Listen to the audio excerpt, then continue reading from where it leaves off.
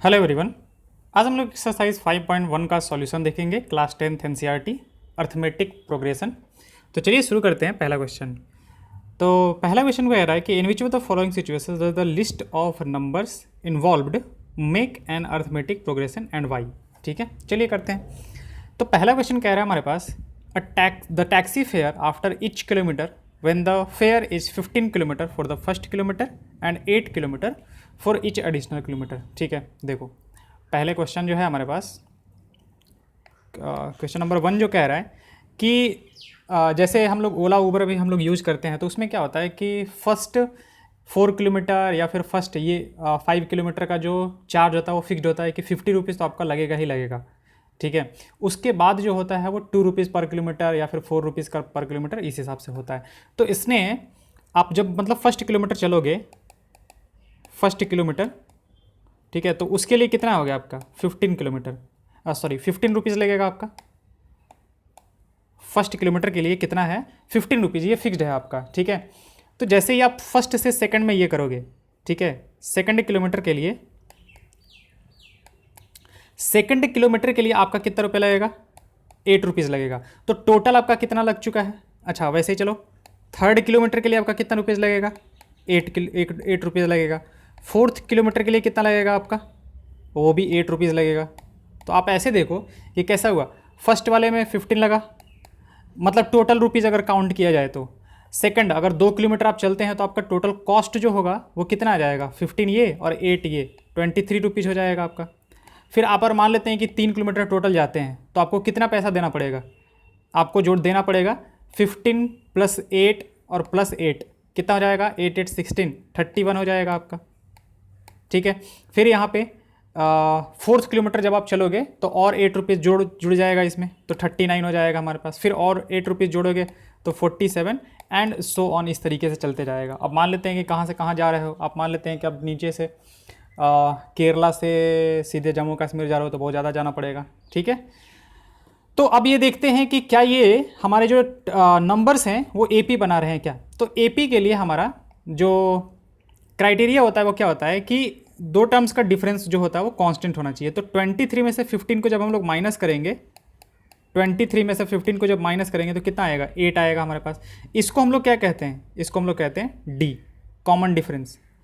ठीक है, अगला वाला देखते हैं। तो इसमें भी देखो आपका 31 में से आप जो 23 को माइनस करोगे तो भी आपका 8 आएगा, 39 में से 31 को आप माइनस करोगे तो भी आपका 8 आएगा एंड सो ऑन, इस तरीके से चलते जाएगा। तो हाँ, ये इसका जो फेयर होगा हमारा, जो टैक्सी फेयर होगा वो जो होगा हमारा, अब उस नंबर्स को अगर लिस्ट हम लोग करते हैं तो ये जो है वो एक एपी बनाएगा, ये जो होगा वो एक एपी बनाएगा। क्योंकि क्या है कि दो कंजिक्यूटिव टर्म्स का जो डिफरेंस है हमारे पास वो क्या है कांस्टेंट है, 8 8 8 सब चल रहा है 8 8 8 ही। ठीक है, तो ये क्या हमारे पास एपी है जिसका कि कॉमन डिफरेंस कितना है हमारे पास 8 है। एक्चुअली हम कॉमन डिफरेंस पहले नहीं बोल सकते हैं क्योंकि हमें पहले प्रूफ करना होगा कि वो एपी है, एपी के बाद हमारा, तो आप इसको छोड़ ही दो। ठीक है, हम लोगों ने देखा कि इसमें जो कंजिक्यूटिव टर्म्स है, मतलब अगले वाले टर्म में से पिछले वाले टर्म को घटा रहे हैं हम लोग, तो हमारा क्या मिल रहा है 8 मिल रहा है।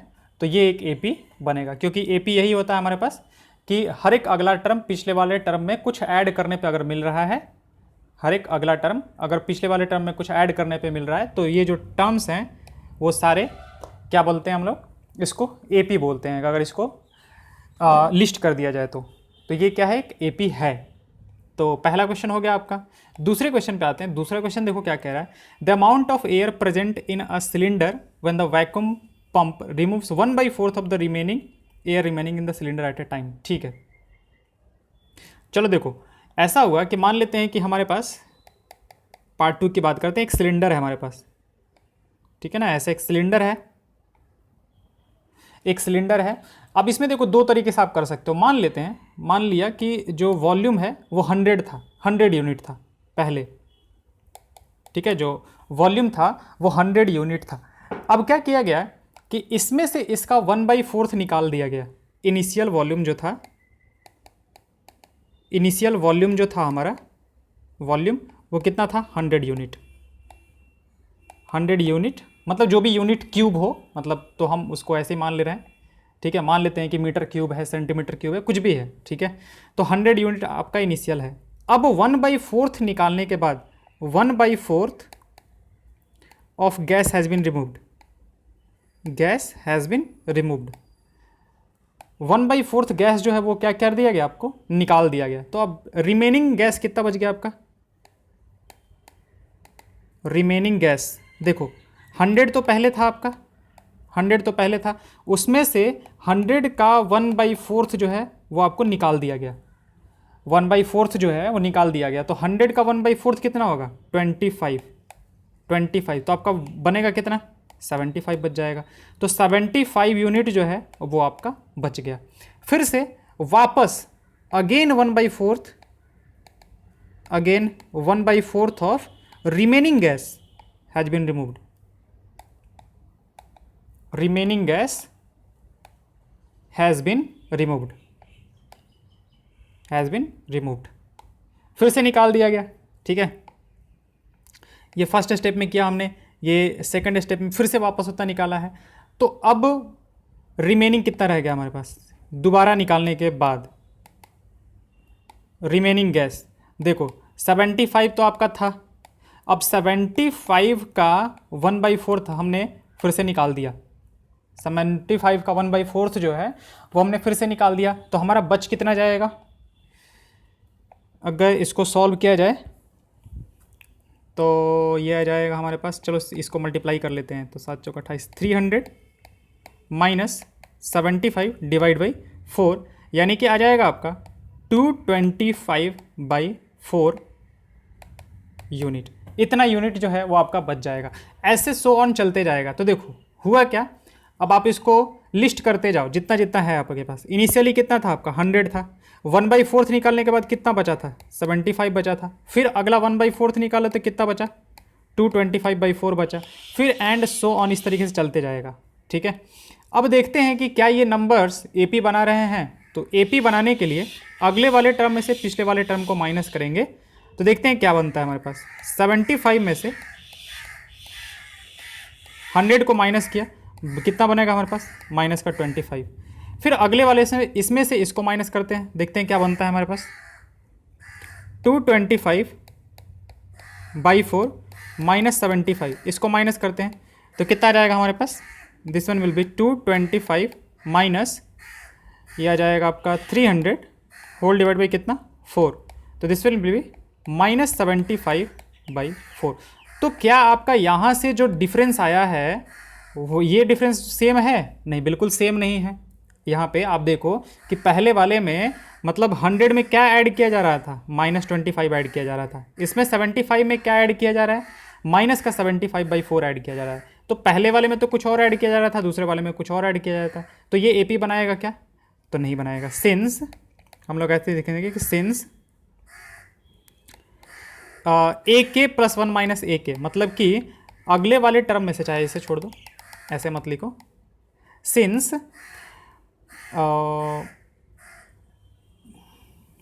क्या बोल सकते हैं इसको, -25 हमने यहाँ पे देखा, डी कर देते हैं। डी इज नॉट द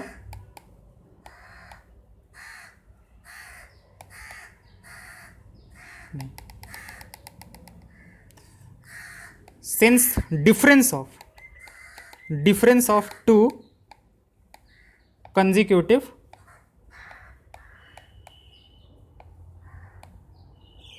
एक minute,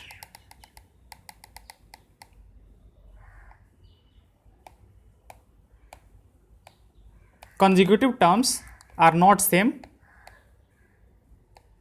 terms are not same, so this will not form an AP, so this will not form an AP। okay, ये जो होगा वो AP फॉर्म नहीं करेगा। ये देखो, ये तो एक तरीका हुआ कि हमने क्या किया, उसको पहले जो मान लिया था इनिशियल वॉल्यूम वो 100 यूनिट मान लिया था। ठीक है, अब मान लेते हैं कि हम लोग 100 यूनिट ना मानते हैं। ठीक है, वो 100 यूनिट तो हम लोगों ने इजी देखने के लिए कर दिया था। मान लेते हैं कि हम ऐसा मानते हैं कि इनिशियल वॉल्यूम जो था हमारे पास, ठीक है ना, वो V यूनिट था। इनिशियल वॉल्यूम जो था हमारे पास वो V यूनिट था। Initial volume of gas equal to V unit. ठीक है, यूनिट जो है हमारे पास फिर centimetre cube, metre cube, litre कुछ भी हो सकता है। अब क्या किया, 1/4 has been removed, 1/4 of gas has been removed, निकाल दिया गया। अब 1/4 अगर निकाल दोगे तो रिमेनिंग क्या बच जाएगा आपका, रिमेनिंग गैस जो होगा that will be V minus V का 1/4, यही होगा। तो कितना आ जाएगा आपका 3V/4 यूनिट, इतना बच गया आपका। ठीक है, फिर से क्या किया गया है, again 1/4 of remaining gas has been removed, has been removed. now remaining gas, अब कितना बच गया, तो देखो ये तो हमारे पास पहले से ही था, 3V/4 बचा हुआ था, 3V/4 बचा हुआ था। अब उसमें से 3V/4 का भी हमने क्या किया है, 1/4 निकाल दिया है, 1/4 निकाल दिया तो कितना बच जाएगा हमारे पास, ये हो जाएगा आपका 16, ये 12V और माइनस कितना 3V।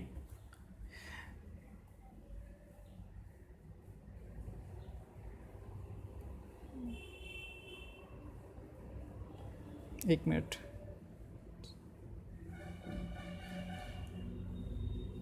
हाँ कितना बच जाएगा हमारे पास, ये बच जाएगा आपका 9V/16। ठीक है, एंड सो ऑन, इस तरीके से आपका चलते जाएगा चलते जाएगा। तो देखो कैसे हुआ, पहले आपका V था, फिर कितना बचा 3V/4 बचा, फिर कितना बचा 9V/16 बचा, एंड सो ऑन, इस तरीके से चलते जाएगा। तो अब देखते हैं कि इसमें से इसको घटाने पे कितना मिलता है। तो 3V/4 में से जब आप V को घटाओगे तो कितना जाएगा, माइनस का V/4। जब इसमें से इसको घटाएंगे यानी कि 9V/16 में से हम लोग क्या करते हैं, 3V/4 को अगर घटाया जाए तो ये हो जाएगा 16, 9 और माइनस का कितना हो जाएगा 12V, माइनस का 9V माइनस 12V, तो this one will B minus 3V/16। तो देखो यहाँ पे कुछ और हो रहा है, यहाँ पे कुछ और आ रहा है हमारे पास, 2 का डिफरेंस। तो यहाँ पे देख के हम लोग कह सकते हैं कि ये दोनों सेम नहीं है, ये इक्वल नहीं है। अगर AP बनता तो वो दोनों इक्वल आता, यहाँ पे इक्वल नहीं आ रहा है तो so not an AP, so not an AP, ये AP हमारा नहीं है। ठीक है, चलिए आते हैं क्वेश्चन नंबर 3 पे। 3 कह रहा है the cost of digging a well after every metre of digging when it's cost 150 for the first metre and rises by 50 rupees for each subsequent metre. देखो जब फर्स्ट मीटर डिग किया जा रहा है,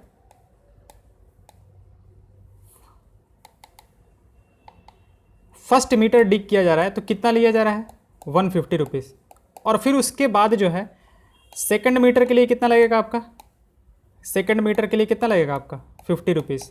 ठीक है, थर्ड मीटर के लिए कितना लगेगा आपका, थर्ड मीटर के लिए वो लगेगा आपका अगेन 50 रुपीज़।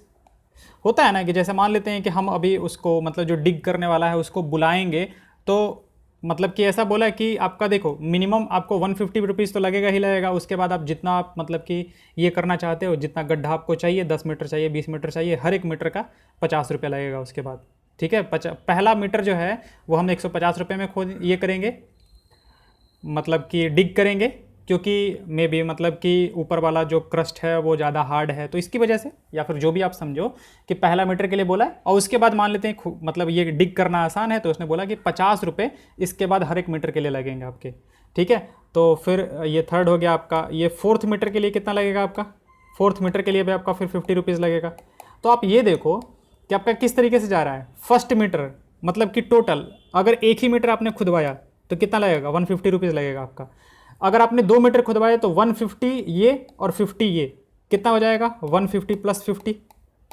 ठीक है, फिर आपका थर्ड मीटर जो अब आप ये करोगे तो 150 प्लस 50, 150 प्लस 50 प्लस 50 लगेगा आपका। फिर अगर 4 मीटर खुदवाया आपने तो ऐसा लगेगा 150 पहले के लिए, 50 रुपीज़ दूसरे के लिए, 50 रुपीज़ तीसरे के लिए, 50 रुपीज़ फोर्थ के लिए, एंड सो ऑन, इस तरीके से चलते जाएगा आपका। तो अगर हम इसको सॉल्व करें तो 150, ये हो जाएगा आपका 200, ये हो जाएगा आपका 250, ये हो जाएगा आपका 300 एंड सो ऑन, इस तरीके से चलते जाएगा। तो अब देखते हैं कि यहाँ पे है क्या। तो ये तो साफ साफ दिख रहा है कि यहाँ पे +50 किया गया है, यहाँ पे +50 किया गया है, यहाँ पे +50 किया गया है। तो हाँ, ये जो है वो AP है, ठीक है, क्योंकि जो ऐड किया जा रहा है वो क्या है हमारे पास, सबके लिए सेम है। हर एक अगला टर्म पिछले वाले टर्म में 50 ऐड करने से मिल रहा है, तो ये एक AP होगा। AP हमारा मतलब ऐसे लिस्ट ऑफ टर्म्स होते हैं हमारे पास जिसमें हर एक अगला टर्म पिछले वाले टर्म में एक कांस्टेंट नंबर ऐड करने से मिले, और वो कांस्टेंट नंबर यहाँ पे क्या है, 50 है, जिसको कि हम लोग क्या कहते थे, कॉमन डिफरेंस। इसको हम लोग क्या कहते हैं, कॉमन डिफरेंस कहते हैं। तो यहाँ पे कॉमन डिफरेंस हमारा कितना है, यानी कि D कितना है हमारा, 50 है। ओके, चलिए अगले क्वेश्चन पे आते हैं। The amount of money in the account every year when 10,000 is deposited the compound interest of 8% per annum। ठीक है, देखो अब है क्या कि मान लेते हैं कि आपने क्या किया कि 10,000 रुपीज़ जो है, 10,000 रुपीज़ को आपने क्या किया, डिपॉजिट किया, डिपॉजिटेड, इतना डिपॉजिट किया। आपको इंटरेस्ट कितना मिल रहा है, 8% का।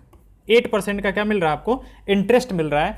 तो फर्स्ट ईयर का इंटरेस्ट क्या होगा आपका, जो हमारे पास जो सिंपल इंटरेस्ट का जो फॉर्मूला होता था, सिंपल इंटरेस्ट का, वो क्या होता था, P × R × T divide by कितना, 100। तो सिंपल इंटरेस्ट एक साल में आपको कितना मिलेगा, देखो तो एक साल में इंटरेस्ट आपका प्रिंसिपल अमाउंट कितना है, 10,000 है। तो 10,000 आपका हो गया प्रिंसिपल अमाउंट, 8 हो गया आपका ये रेट, और टाइम कितना है 1, और डिवाइड बाई कितना 100। तो ये कट जाएगा आपका, यानी कि 800 रुपीज़ आपको इंटरेस्ट मिलेगा एक साल में, ठीक है। या फिर डायरेक्टली भी आप कर सकते थे कि इतने का 8% मिलेगा आपको। मतलब ये हुआ ना, 8% का मतलब क्या होता है, 8/100, यानी कि जब 100 रुपये आप जमा करोगे तो उस पर 8 रुपीज़ इंटरेस्ट मिलेगा। जब 1000 रुपीज़ जमा करोगे तो आपको कितना रुपये इंटरेस्ट मिलेगा, 80 रुपीज़ इंटरेस्ट मिलेगा। अब 10,000 जमा करोगे तो कितना मिलेगा, 800 इंटरेस्ट मिलेगा, बस सिंपल, ठीक है। 8% क्या है आपका, इंटरेस्ट है। तो 800 रुपये जो होगा वो इंटरेस्ट होगा। तो after 1 year, after 1 year amount will be, amount जो होगा आपका वो कितना हो जाएगा, 10,800 हो जाएगा, 10,800 हो जाएगा आपका, इतना रुपीज़, ठीक है। इतना रुपीज़ जो होगा एक साल के बाद आपका अमाउंट ये हो चुका होगा, ठीक है। फिर अगली बार क्या मिलेगा, अगली बार फिर आपको इतने पे आपको कितना मिलेगा, 8% मिलेगा, क्योंकि ये अब आपका जो है वो प्रिंसिपल अमाउंट हो गया। Now principal amount for second year. Second year के शुरुआत में आपके अकाउंट में जो होगा वो इतना आ चुका होगा, 10,800 आ चुका होगा। अब आपको फिर से इंटरेस्ट कितना मिलने वाला है, 8% का। तो इंटरेस्ट निकाल लेते हैं फिर से, एक साल का सिंपल इंटरेस्ट, ठीक है। एक्चुअली है क्या ना कि उसने कंपाउंड इंटरेस्ट बोला है ना, कंपाउंड इंटरेस्ट बोला है, तो हम कंपाउंड इंटरेस्ट वाला फॉर्मूला ना लगा के सिंपल इंटरेस्ट के फॉर्मूले से ही आपको बता देते हैं, ठीक है। तो आपका जो सिंपल इंटरेस्ट होगा वो क्या हो जाएगा, आपका सिंपल इंटरेस्ट जो हो जाएगा वो ये हो गया 10,800 आपका है, इंटू कितना 8 और डिवाइड बाई कितना 100। तो ये 100 से कैंसिल आउट हो जाएगा आपका। तो अगली बार इसको आपको कितना मिलेगा, 864 रुपीज़ जो है वो आपको इंटरेस्ट मिलेगा। अगले साल ज़्यादा मिलेगा क्योंकि 800 रुपया ज़्यादा हो गया है आपका। तो अब की बार प्रिंसिपल अमाउंट कितना हो गया, now amount is equal to कितना हो जाएगा, 10,800 तो हमारा पहले से था, और फिर उसमें कितना जुड़ जाएगा 864 रुपीज़। तो ये 64 और 8 8 16, यानी कि 11,664 रुपीज़ जो हो जाएगा वो आपका अमाउंट हो जाएगा at the end of second year. At the end of second year आपका इतना हो जाएगा। अब फिर थर्ड वाले पे जाओगे, ठीक है। एट द स्टार्ट ऑफ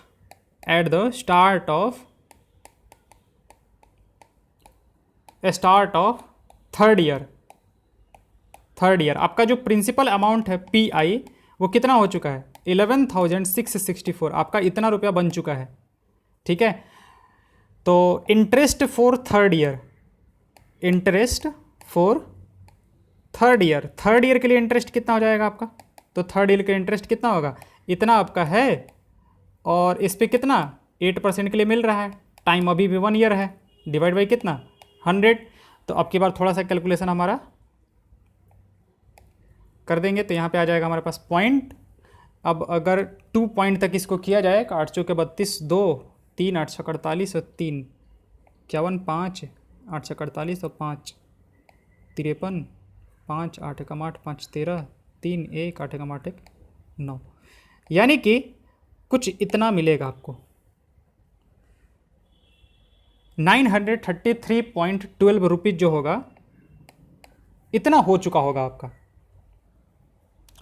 अब की बार आपको जो इंटरेस्ट मिलेगा, देखो फर्स्ट ईयर में आपको इंटरेस्ट कितना मिल रहा था?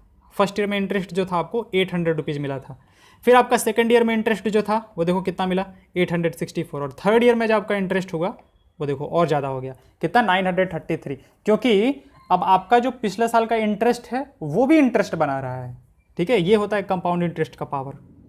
तो पहले साल देखो आपका, पहले साल कितना था 10,000 आपने जमा किया था, दूसरे साल कितना हो गया ये 10,000, 8 ईयर हो गया 800 हो गया, थर्ड ईयर में कितना हो गया आपका 11,664 हो गया।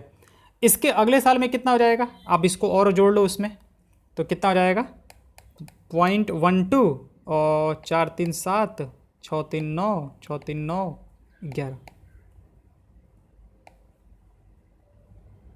नहीं शायद कुछ गलती हो गया, 1 मिनट,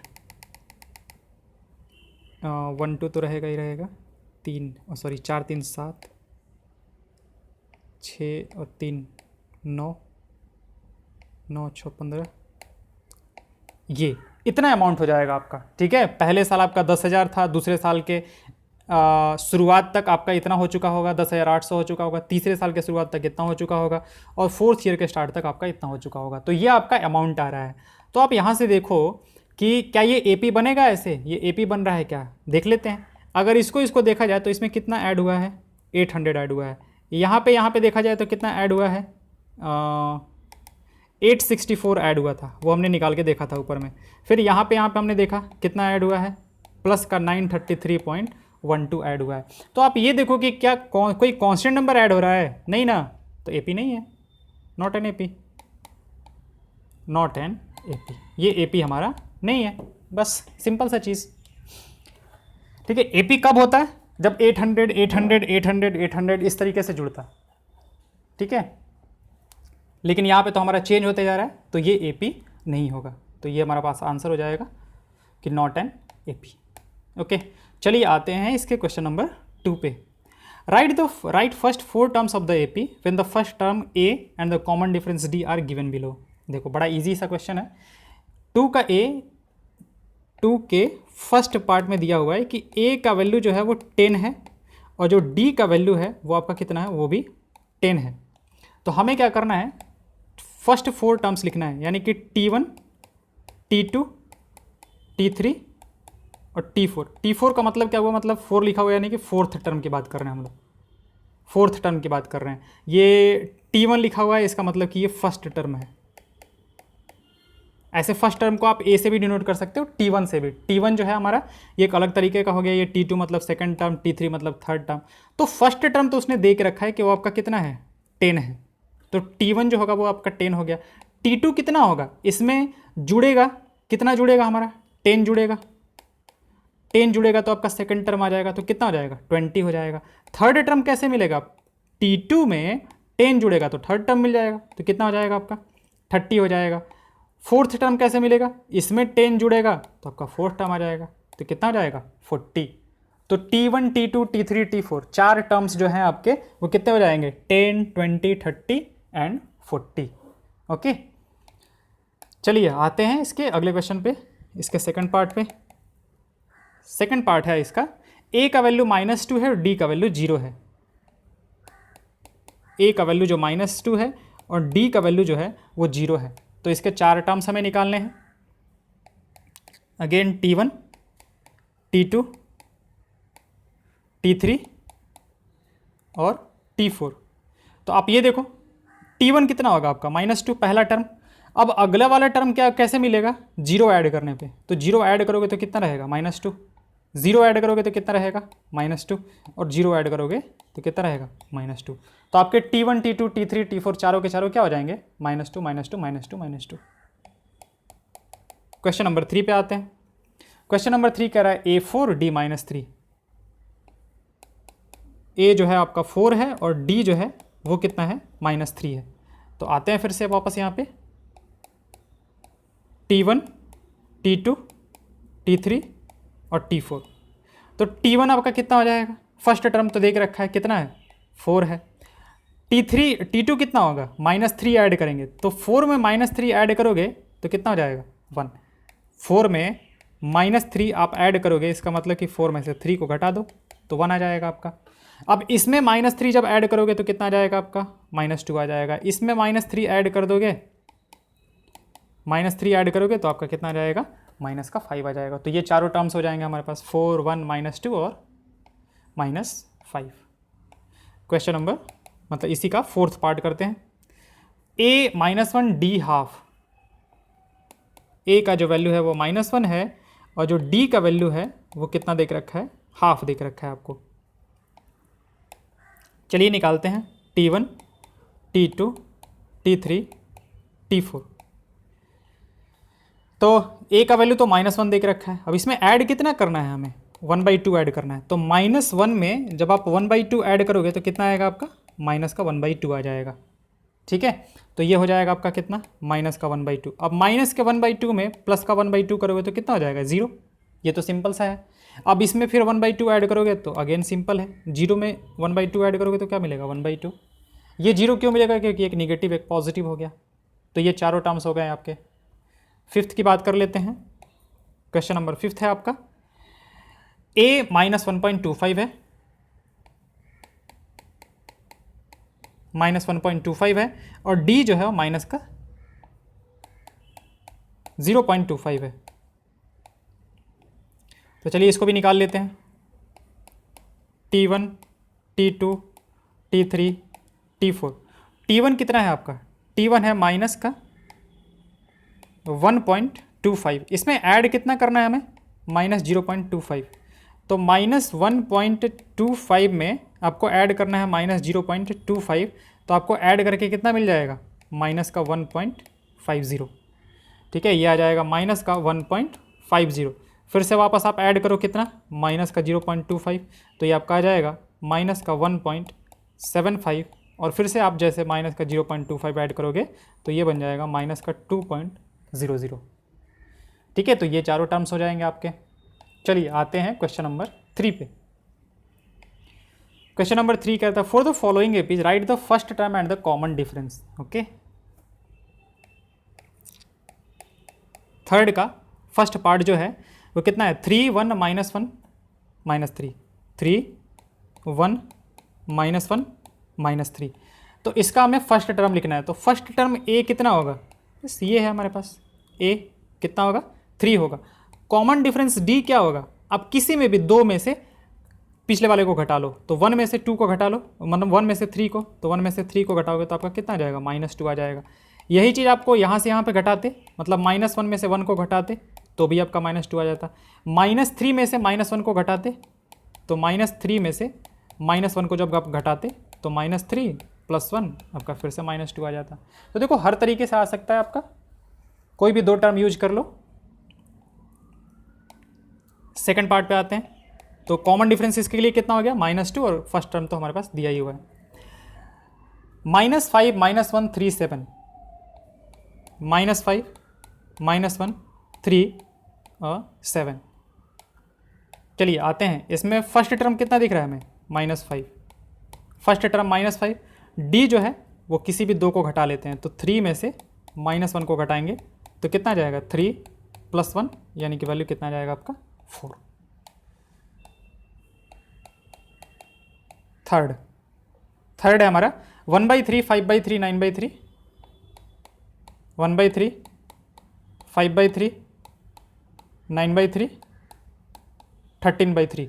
तो फर्स्ट टर्म कितना दिख रहा है हमें, A का वैल्यू 1/3 दिख रहा है और जो डी का वैल्यू है वो कितना हो जाएगा, 5/3 में से 5/3 में से 1/3 को घटा दो तो कितना जाएगा आपका 4/3। ये डी हो गया आपका। फोर्थ पे करते हैं इसका फोर्थ पार्ट। तो इसका फोर्थ पार्ट है 0.6 1.7, 0.6 1.7, 2.8 3.9, 2.8 3.9।